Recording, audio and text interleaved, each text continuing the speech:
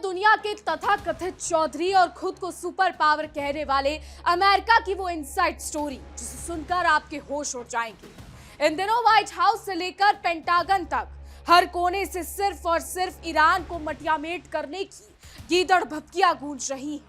राष्ट्रपति Donald Trump और उनकी फौज के बड़े बड़े जनरल ऐसे हुंकार भर रहे हैं मानो कल ही ईरान का नामो निशान मिटा देंगे।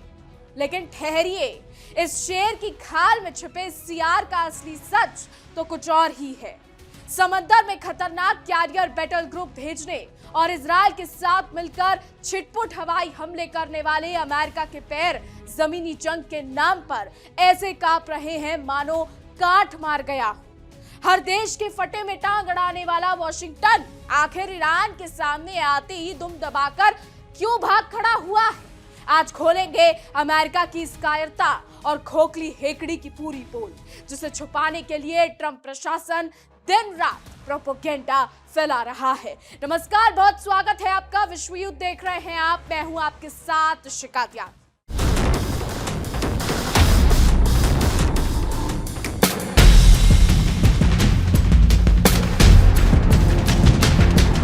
तो दुनिया के चौधरी और खुद को महाशक्ति कहने वाले अमेरिका के तेवर इन दिनों सातवें आसमान पर। व्हाइट हाउस से लेकर पेंटागन तक हर जगह से सिर्फ युद्ध की हुंकार सुनाई दे रही है। ट्रंप साहब और उनके सैन्य सिपह सलाहकार लगातार ईरान की मटियामेट करने की धमकियां लगातार दे रहे हैं। अमेरिकी जनरलों का कहना है कि अगर ईरान ने उनकी शर्तें नहीं मानी तो वो उस पर बमों की ऐसी बारिश करेंगे कि इतिहास याद रखेगा।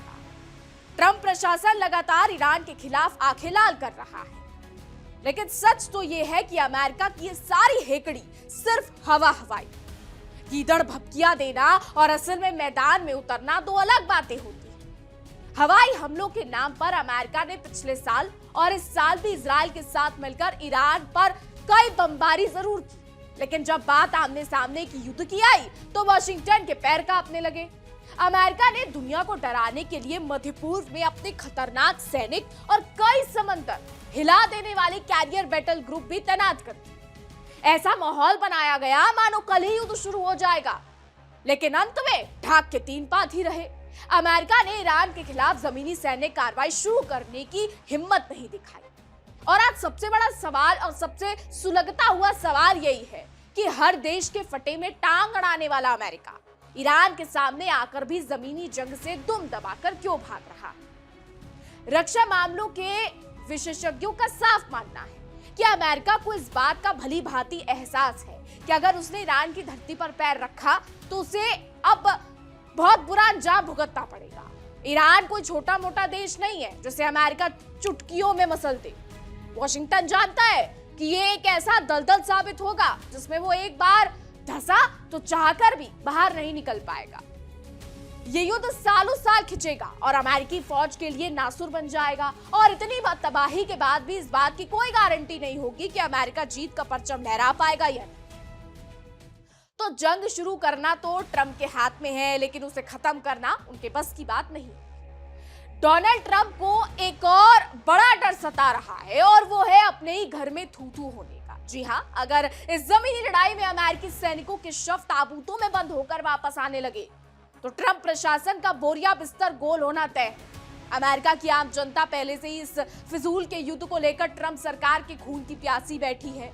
वहां के लोग इसे अमेरिका की लड़ाई मानते ही नहीं है और वो अपने बच्चों को किसी दूसरे देश के लिए कुर्बान नहीं करना चाहते। ऐसे में अगर ट्रंप ने जबरदस्ती युद्ध थोपा तो घरेलू मोर्चे पर ऐसा बवंडर उठेगा कि ट्रंप की पूरी राजनीति मटियामेट हो जाएगी। इसके अलावा अमेरिका को यूक्रेन के युद्ध से भी सांप सूंघ गया है। वो देख रहा है कि कैसे रूस जैसी महाशक्ति साल 2022 से यूक्रेन को जीतने की कोशिश कर रही है, लेकिन तमाम सैन्य ताकत के बावजूद आज तक नाकाम रही है। रूस की सैन्य क्षमता यूक्रेन से कई गुना ज्यादा थी, फिर भी इस लंबे युद्ध ने रूस के पसीने छुड़वा दिए और उसे भारी नुकसान उठाना पड़ा है। अमेरिका को डर है कि कहीं ईरान में उसकी हालत भी रूस जैसी ना हो जाए। अगर अमेरिकी फौज वहां जाकर फंस गई तो दुनिया के सामने उसकी बची कुची इज्जत भी मिट्टी में मिल जाएगी और इस महाविनाश से अमेरिका के हाथ में कोई ठोस फायदा भी नहीं आने वाला। एक और सबसे बड़ी मुसीबत जो अमेरिका के गले की हड्डी बन गई है वो है कैस्पियन सागर का भूगोल। ये समंदर चारों तरफ से जमीन से घिरा हुआ है और ये रूस को सीधे ईरान से जोड़ता है। इतना ही नहीं, जमीनी रास्तों से भी रूस अजरबैजान के जरिए आसानी से ईरान तक पहुंच सकता है। संकट के समय में रूस इस रास्ते से ईरान को घातक हथियारों से पाट सकता है। अब अमेरिका चाहे जितनी छाती पीट ले, वो चाहकर भी कैस्पियन सागर में रूस और ईरान के इस याराने को नहीं तोड़ सकता। वहां अमेरिकी नौसेना कुछ भी करने में पूरी तरीके से बेबस और लाचार साबित होगी। वहीं दूसरी तरफ दुनिया का चौधरी बनने की होड़ में चीन और अमेरिका के बीच जय और मात का खेल जारी है। कुछ समय पहले तक विशेषज्ञ कयास लगा रहे थे कि बीजिंग साल 2030 तक वॉशिंगटन को पछाड़कर दुनिया का बेताज बादशाह बन जाएगा, लेकिन अब पासा पलट चुका है और आर्थिक तथा सामरिक मामलों के जो सलाहकार हैं उनके सुर भी बदलने लगे हैं। चीन की सुस्त पड़ती अर्थव्यवस्था और उसके डिफेंस सेक्टर को देखकर नया विश्लेषण सामने आया है जो कहता है कि चीन को अमेरिका के बराबर पहुंचने और उसे पीछे छोड़ने में अभी कम से कम 3 दशक यानी 30 साल का समय लगेगा। तो एक तरफ चीन को लेकर यहाँ पर बड़ी बातें हो रही हैं, तो दूसरी तरफ ईरान ने समंदर में अपने ब्रह्मास्त्र को उतार दिया है। और ये कोई छोटा मोटा ब्रह्मास्त्र नहीं है, ये वो ब्रह्मास्त्र है जिससे अमेरिका का जीना मुश्किल हो जाएगा। अमेरिकी सैनिकों को रात भर नींद नहीं आएगी। सेटकॉम की नींद तोड़ी पड़ी है। हॉर्मूज में जो अमेरिकी सैनिक और अमेरिका ने जो नेवल ब्लॉकेट किया हुआ है वो भी तबाह हो जाएगा। क्या है ये ईरान का ब्रह्मास्त्र, क्या पूरा मामला है, विस्तार से समझने के लिए मेरी सहयोगी नैना के पास चलते हैं और नैना से जान लेते हैं। देखिए, अराशे कमांगे अमेरिका को क्या परास्त करेगा। दरअसल सतह से हवा में मार करने वाली पॉपअप मिसाइल प्रणाली इसे कहा जाता है और ये जो ऐसी मिसाइल प्रणाली है जो कि स्टिल्थ डिटेक्शन माना जाता है, यानी अदृश्य चीजों को पकड़ने की क्षमता जिसके पास में है। जो पारंपरिक रडार सिस्टम है उसकी जो रेडियो तरंगे हैं, दरअसल उस पर अब ये सिस्टम निर्भर नहीं रहता जैसे पहले की जो तमाम डिफेंस सिस्टम थे वो रहा करते थे। विमानों के इंजन से निकलने वाली जो इंफ्रारेड है, दरअसल ये उन्हें बाकायदा ट्रैक करता है। इलेक्ट्रो ऑप्टिकल सेंसर कैमरे थर्मल विजन के जरिए टारगेट को सीधे लॉक कर देता है और ये सीधे सीधे कहा जाए कि चकवा देने में माहिर है। अमेरिकी ड्रोन के रडार जैमर इसके आगे पूरी तरह से फेल बताए जाते हैं। इतना ही नहीं, ये सरप्राइज अटैक करने में भी माहिर है। बगैर किसी वार्निंग अलार्म के दुश्मन के विमान के पास मिसाइल एकदम से फट जाती है और ईरान ने इस मिसाइल की रेंज और गति को अभी पूरी तरह से गुप्त रखा है, ये भी दावा किया जा रहा है। तो बहुत शुक्रिया नैना आपका। तो ब्रह्मास्त्र जो ईरान ने समंदर में उतारा है वो तो आप समझ गए होंगे, लेकिन अब वापस चीन की तरफ चलते। चीन के राष्ट्रपति जिनपिंग लंबे समय से ढोल पीट रहे हैं कि अमेरिका एक ढलती हुई महाशक्ति है और उसका पतन निश्चित है। हाल ही में राष्ट्रपति डोनाल्ड ट्रंप के साथ हुई बैठक में भी जिनपिंग ने अमेरिका को तंज कसते हुए डिक्लाइनिंग पावर कह दिया था, लेकिन सिर्फ मुंह चलाने से कोई महाशक्ति नहीं बन जाता, क्योंकि वैश्विक अर्थव्यवस्था और सैन्य ताकत के आंकड़े कुछ और ही कहानी बयां कर रहे हैं। विश्लेषकों का मानना है कि अमेरिका भले ही अंदर से खोखला रहा हो, लेकिन तकनीकी बढ़त, कूटनीतिक गठबंधनों और सॉफ्ट पावर के मामले में आने वाले कई दशकों तक चीन के लिए उसकी बादशाहत को हिला पाना टेढ़ी खीर साबित हो। किसी भी देश की हेकड़ी उसकी तिजोरी के दम पर होती है। अंतर्राष्ट्रीय मुद्रा कोष यानी कि IMF के साल 2026 के ताजा अनुमान बताते हैं कि अमेरिका की नॉमिनल जीडीपी लगभग 32-38 ट्रिलियन डॉलर यानी 32.38 ट्रिलियन डॉलर है, जबकि चीन की जीडीपी 20.85 ट्रिलियन डॉलर के आसपास की और या फिर यूं कह लें कि आसपास ही सिमटी हुई है। यानी कि अमेरिकी अर्थव्यवस्था आज भी चीन से करीब 1.5 गुना बड़ी। एक दशक पहले जिन अर्थशास्त्रियों और विश्व बैंक के पूर्व मुख्य अर्थशास्त्री जस्टिन येफुलिन जैसे दिग्गजों ने दावा किया था कि चीन 2030 तक अमेरिका को पछाड़ देगा, उनके सारे अनुमान धरे के धरे रह गए। चीन की आर्थिक विकास दर में आई भारी सुस्ती ने इन दावों की हवा निकाल दी है। अब तो विशेषज्ञ ये भी कह रहे हैं कि चीन 2045 से 2060 के बीच भी अमेरिका से आगे निकल नहीं पाएगा। इसकी कोई गारंटी भी नहीं है कि वो निकल पाएगा या नहीं। तो चीन की इस दुर्दशा का सबसे बड़ा कारण उसकी बूढ़ी होती आबादी है। चीन में लगातार चौथे साल जनसंख्या में भारी गिरावट दर्ज की गई है। साल 2025 के अंत तक चीन की आबादी घटकर महज 1.4 अरब रह गई। वहां जन्म दर गिरकर प्रति 1000 लोगों पर 5.63 रह गई है, जो साल 1949 के बाद का सबसे निचला स्तर है। वहीं दूसरी तरफ मरने वालों का आंकड़ा बढ़कर 8.04 प्रति 1000 हो गया है। चीन ने अपनी बरसों पुरानी वन चाइल्ड पॉलिसी भी खत्म कर दी, लेकिन अब तीर कमान से निकल चुका है जिनपिंग साहब। वहां की प्रजनन दर प्रति महिला लगभग 1 बच्चे पर आ गई है, जबकि आबादी को स्थिर रखने के लिए ये 2.1 होनी चाहिए। रिपोर्ट्स दावा करती है, हम नहीं कह रहे, रिपोर्ट्स कहती है। आबादी को लेकर बात करें तो चीन की बूढ़ी होती जो ये आबादी है, ये चीन को नुकसान पहुंचा। यूनाइटेड नेशन यानी संयुक्त राष्ट्र का तो ये तक अनुमान है कि इस सदी के अंत तक चीन अपनी आधी से ज्यादा आबादी खो बैठेगा। जानकारों का कहना है कि चीन अमीर बनने से पहले ही बूढ़ा हो रहा है, जो उसकी आर्थिक कमर तोड़ने के लिए काफी है। इसके विपरीत अमेरिका की आबादी बेहतर जन्म दर और बाहर से आने वाले प्रवासियों की बदौलत लगातार बढ़ रही है। अमेरिकी शोध संस्थानों की माने तो साल 2050 तक अमेरिका की आबादी 37 करोड़ यानी 37 करोड़ को पार कर जाएगी, जो उसकी ताकत को बनाए रखेगी। यानी आबादी के मामले में तो अमेरिका आगे है, लेकिन ईरान के मामले में पीछे हटता जा रहा है। ईरान के हथियारों ने अमेरिका को इस कदर तोड़कर रख दिया है कि ट्रंप साहब समझ नहीं पा रहे हैं कि आखिर करे तो करे क्या। युद्ध शुरू तो कर लिया, लेकिन इसको रोके कैसे? सवाल यहाँ पर कई सारे हैं और जवाब आने वाला समय।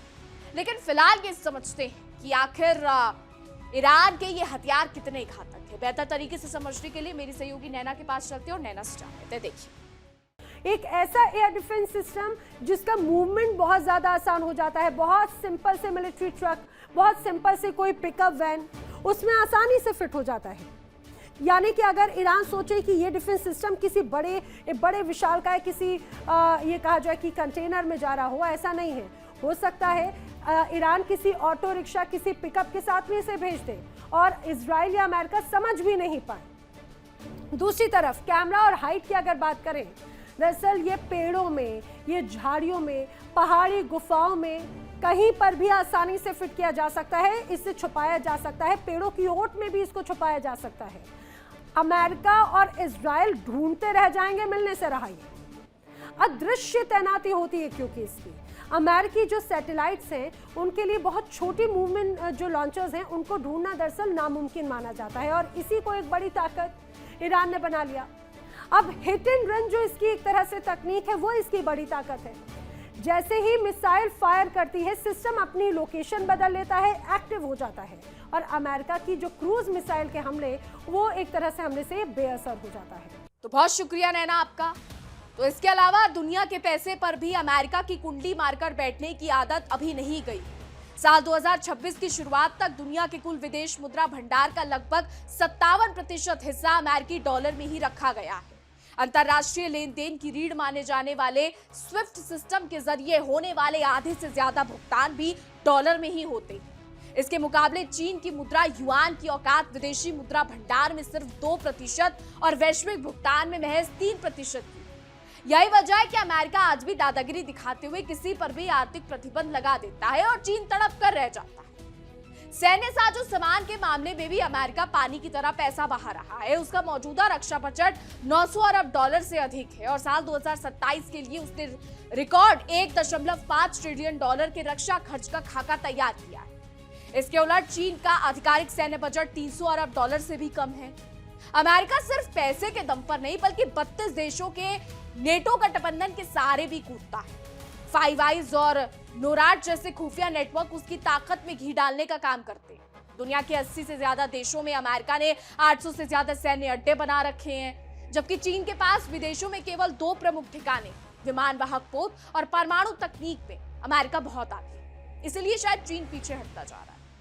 तकनीक के मैदान में भी America artificial intelligence, advance semiconductor और हाई परफॉर्मेंस कंप्यूटिंग में बढ़त बनाए हुए है। हॉलीवुड और अमेरिकी संगीत के जरिए उसकी सॉफ्ट पावर आज भी दुनिया के सर चढ़कर बोल रही है। विश्व बैंक और IMF जैसे बड़े संस्थानों में अमेरिका का ही सिक्का चलता है, ये आप बखूबी जानते हैं।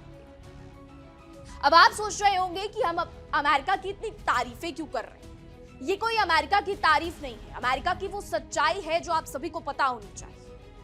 वैसे अमेरिका बहुत चीजों में पीछे है, लेकिन कुछ चीजों में आगे है जो हम आपको बता रहे हैं। रिपोर्ट्स ये दावा करती हैं, रिपोर्ट्स के हवाले से आपको बताया जा रहा है। चीन ने चाहे जितनी फैक्ट्रियां लगा ले, लेकिन वैश्विक संस्थागत नेतृत्व और सॉफ्ट पावर के मामले में वो अमेरिका के सामने अभी भी 19 ही बैठता है। लेकिन अगर एशिया की बात करें तो एशिया में चीन का दबदबा कहीं ना कहीं चलता है और इसको अमेरिका रोकने के लिए पूरी तैयारी कर रहा है, फिर चाहे नॉर्थ कोरिया से दोस्ती का हाथ बढ़ाना हो या फिर क्वाड के मंच पर मार्को रूबियो का बड़े बड़े बयान देना हो। अब बात करते हैं ईरान की। ईरान इस समय काफी चीजें देख रहा है, ईरान काफी चीजों से लड़ रहा है। ईरान को लेकर इस समय कई सारी प्रतिक्रियाएं सामने आ रही हैं। ईरान और अमेरिका का जो ये युद्ध है ये आसानी से सुलझने वाला नहीं है, ये लोग बखूबी जानते हैं। कुल मिलाकर देखा जाए तो अमेरिका भले ही बाहर से कितना ही आक्रामक और ताकतवर दिखने का ढोंग करे, लेकिन अंदर से उसकी भी सांसें अटकी हुई हैं। ट्रंप प्रशासन चाहे जितने मंचों से ईरान को तबाह करने की कसम खाए, लेकिन वो जानते हैं कि जमीनी जंग शुरू करना मधुमक्खी के छत्ते में हाथ डालने जैसा होगा। यूक्रेन में रूस की हालत देखकर अमेरिका के रणनीतिकारों को दिन में तारे नजर आने लगे हैं। दुनिया की इस जंग और आर्थिक महाशक्तियों के इस दंगल में एक बात तो साफ है कि अब किसी एक देश की तानाशाही नहीं चलने वाली। अमेरिका की धमकियां सिर्फ कागजी शेर जैसी हैं, जो गरजती तो है पर बरस नहीं सकती। वहीं दूसरी ओर चीन का सुपर पावर बनने का सपना भी अधर में लटकता दिख रहा है।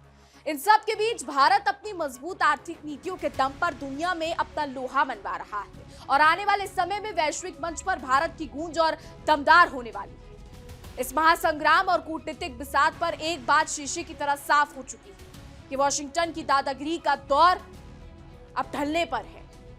अमेरिका भले ही पूरी दुनिया में लोकतंत्र का ठेकेदार बनता फिरे, लेकिन जब बात अपनी चमड़ी बचाने की आती है तो वो 100 बार सोचता है। ईरान को बार बार आंखें दिखाना और फिर कदम पीछे खींच लेना ये साबित करता है कि डोनाल्ड ट्रंप की आक्रामक नीतियां सिर्फ खोखली बयानबाजी और चुनावी पैंतरेबाजी का हिस्सा है। दुनिया अब अमेरिका के इन दोहरे मापदंडों को अच्छी तरीके से समझ चुकी है।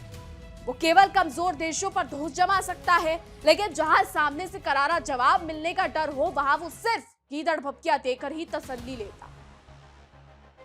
तो आने वाले समय में वैश्विक राजनीति का ऊंट किस करवट बैठेगा ये देखना बेहद दिलचस्प होगा। एक तरफ जहां चीन अपनी आंतरिक कमजोरियों और बूढ़ी होती आबादी के कारण अमीर होने से पहले बूढ़े होने की कगार पर खड़ा है, वहीं अमेरिका का अहंकार भी उसे कटर में ले जा रहा है। इन दोनों महाशक्तियों की आपसी सिर्फ फुटबॉल के बीच भारत एक शांत, स्थिर और बेहद मजबूत विकल्प बनकर उभर रहा है। भारत की आर्थिक छलांग सिर्फ आंकड़ों का खेल नहीं बल्कि नए दौर की उस बुलंद तस्वीर की शुरुआत है, जहां दुनिया का नेतृत्व अब किसी एक अहंकारी महाशक्ति के हाथ में नहीं बल्कि सही मायनों में विकास और संतुलन की राह पर चलने वाले देश के पास। पेंटागन की बात करें तो पेंटागन की बंद फाइलों से लेकर व्हाइट हाउस के गलियारों तक अमेरिकी रणनीतिकार इस कड़वे सच को जान चुके हैं कि अब उनकी बंदूक की नोक पर दुनिया को हाँकने के दिन हवा हो चुकी है।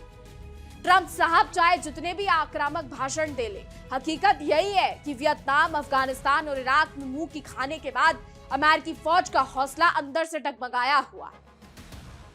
ईरान जैसे अभेद्य किले पर हमला करने का मतलब होगा अपने ही हाथों अपनी तबाही के परवाने पर दस्तखत करना। सुपर पावर होने का मुगलता पालने वाला वॉशिंगटन आज उस दौरे और दोराहे पर खड़ा है जहां आगे कुआं और पीछे खाई है। यानी युद्ध लड़ा तो युद्ध बर्बाद यानी खुद बर्बाद होगा, और कदम पीछे खींचे तो फिर हंसी ठिठोली अमेरिका की होनी पक्की है। तो बदलते वक्त का पहिया साफ दिखा रहा है कि आने वाला दौर किसी एक देश की बपोती नहीं रहने वाला। एक तरफ जहां पश्चिमी मुल्क अपनी साख बचाने के लिए हाथ पांव मार रहे हैं, वहीं दूसरी तरफ भारत जैसी उभरती हुई ताकतें पूरी दुनिया की अर्थव्यवस्था का इंजन बन रही है। अब वो जमाना लद गया जब वॉशिंगटन या बीजिंग की मर्जी से दुनिया की चाल चली होती थी, या फिर यूं कह ले कि दुनिया चाल चलती थी, या फिर दुनिया की चाल तय होती थी। आज का नया भारत न केवल आर्थिक मोर्चे पर चीन को पछाड़ रहा है बल्कि उसकी मजबूत और स्वतंत्र यानी इंडिपेंडेंट विदेश नीति यानी कि विदेश नीति ने अमेरिका की आंख में आंख डालकर बात करना भी सिखा दिया है। आने वाले दशक में दुनिया की इस बिसात पर शय और मात का खेल और भी दिलचस्प होगा, जहां खोखली धमकियों का दौर खत्म होगा और सिर्फ असली ताकत का ही सिक्का चलेगा। तो वॉशिंगटन के थिंक टैंकों में अब इस बात पर माथापच्ची हो रही है कि आखिर कब तक अमेरिका अपनी धौंसपट्टी के दम पर दुनिया का रहनुमा बना रहेगा। ट्रंप प्रशासन भले ही दुनिया के सामने अमेरिका फर्स्ट या मेक अमेरिका ग्रेट का नारा बुलंद करते फिरे, लेकिन अंदरूनी हकीकत यह है कि कर्ज के बोझ तले दबी अमेरिकी अर्थव्यवस्था और युद्धों से थकी उसकी सेना अब किसी नए बवंडर को झेलने की स्थिति में नहीं है। ईरान के मामले में डोनाल्ड ट्रंप की आक्रामक कूटनीति का फुस होना यह साफ दिखाता है कि अब दुनिया अमेरिका के इस राष्ट्रवाद और डराने धमकाने के खोखले खेल को सिरे से खारिज कर चुकी है। वो दौर बीत चुका है जब पेंटागन की एक हुंकार पर देश घुटने टेक दिया करते थे।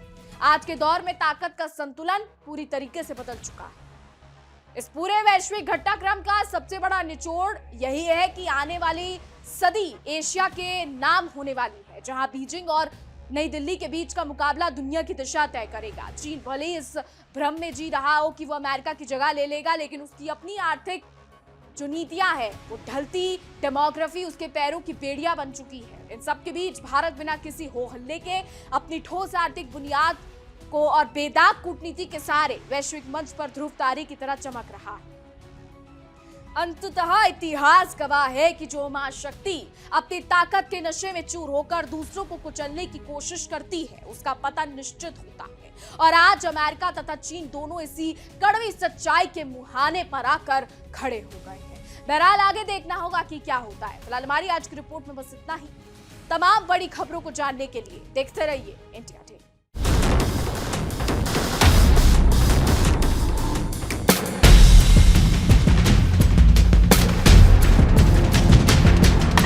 देखिए इंडिया डेली 24/7 अब आपकी स्मार्ट टीवी पर। इंडिया डेली मौजूद है सभी डिजिटल प्लेटफॉर्म पर लाइव और लगातार। इंडिया डेली 24/7 हर दिन राष्ट्र को समर्पित।